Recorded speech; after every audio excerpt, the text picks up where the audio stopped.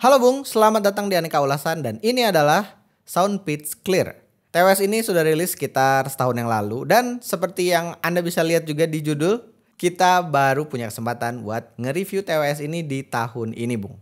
Tapi siapa tahu review yang telat ini bisa membantu Anda yang masih ragu untuk beli TWS ini. Karena secara fitur TWS yang harganya udah hampir 300.000 ini menurut saya fiturnya cukup standar ya. Bahkan cenderung basic Bung. Berbeda dengan TWS-TWS di kelasnya yang udah bawa beberapa fitur kelas atas seperti ANC, multi-point, dan transparency mode. Tapi ternyata tidak dimasukkannya fitur-fitur tersebut bikin TWS ini jadi punya keunggulan lain. Bersama saya temannya Bung Firman dan ini adalah review telat Sound Pitch Clear.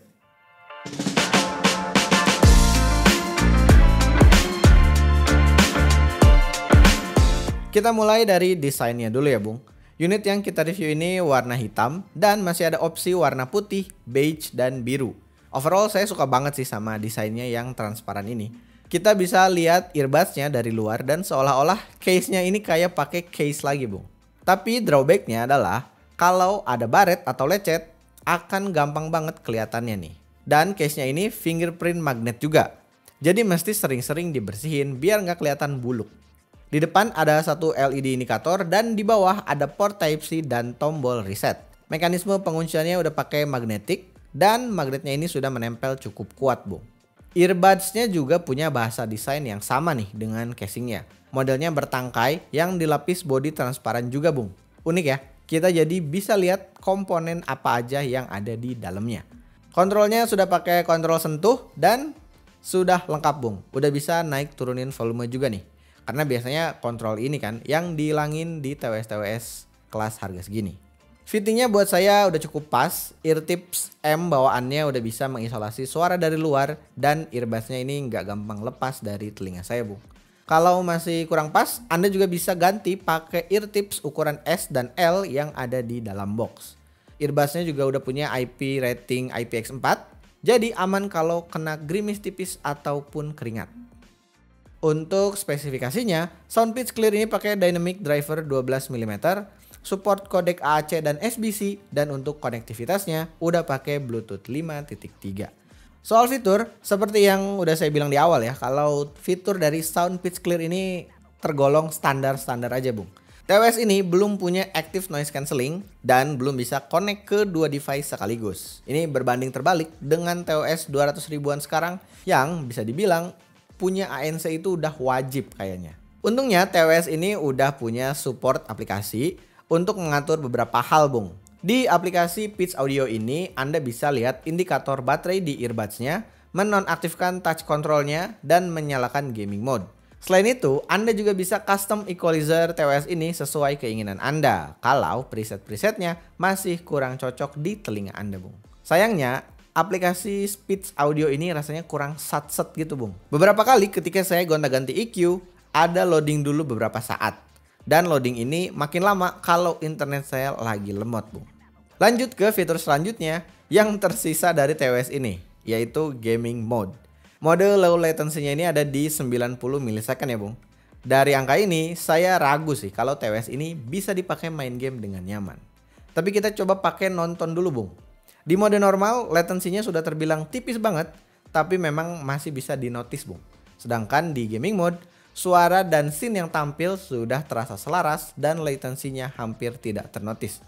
Sedangkan untuk main game, main PUBG M di mode normal ini latensinya cukup ganggu ya. Suara tembakan gak on point dan ada buntut sekitar 3 langkah. Sedangkan untuk di gaming mode, suara tembakannya jadi on point dan buntut langkahnya jadi berkurang ke 2 langkah aja. Overall kalau saya sih masih nyaman-nyaman aja kalau mau main game pakai TWS ini. Tapi kalau Anda nggak bisa banget ada delay, mending pakai earphone kabel aja. Silakan Anda dengerin juga kualitas perekaman suaranya Bung.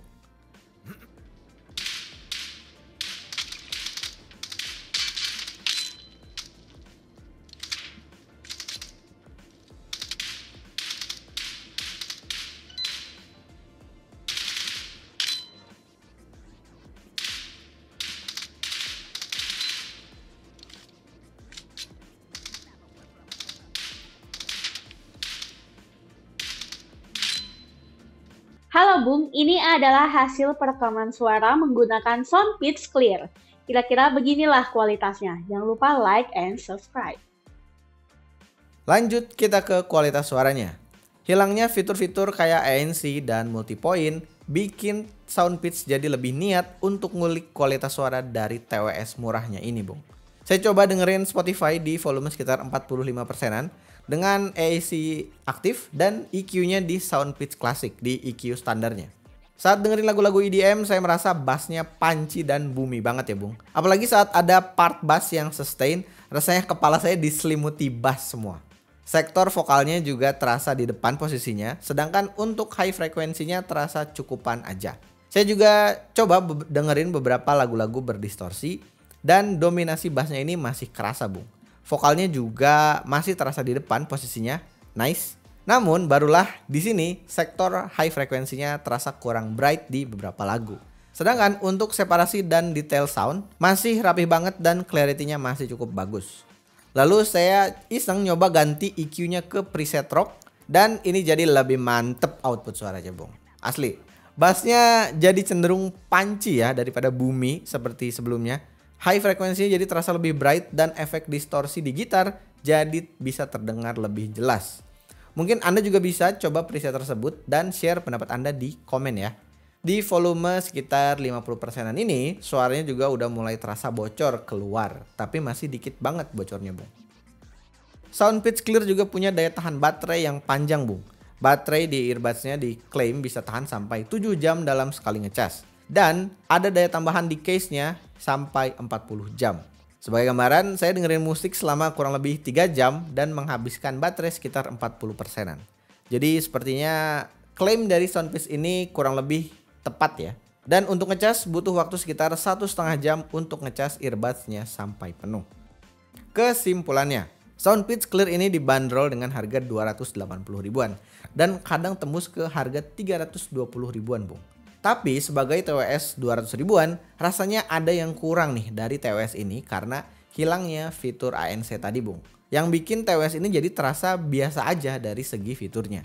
Tapi hilangnya fitur ANC tersebut cukup terobati dengan kualitas suaranya yang bagus di harga segini.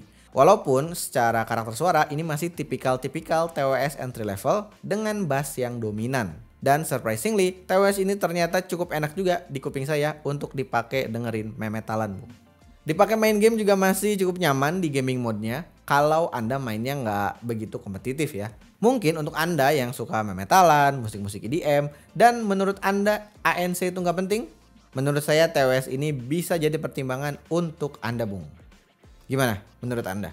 Silakan share pendapat dan pengalaman Anda di komen ya. Dan jangan lupa juga untuk subscribe Aneka Ulasan dan like video ini kalau bermanfaat. Follow juga sosial media kita di @anekaulasan.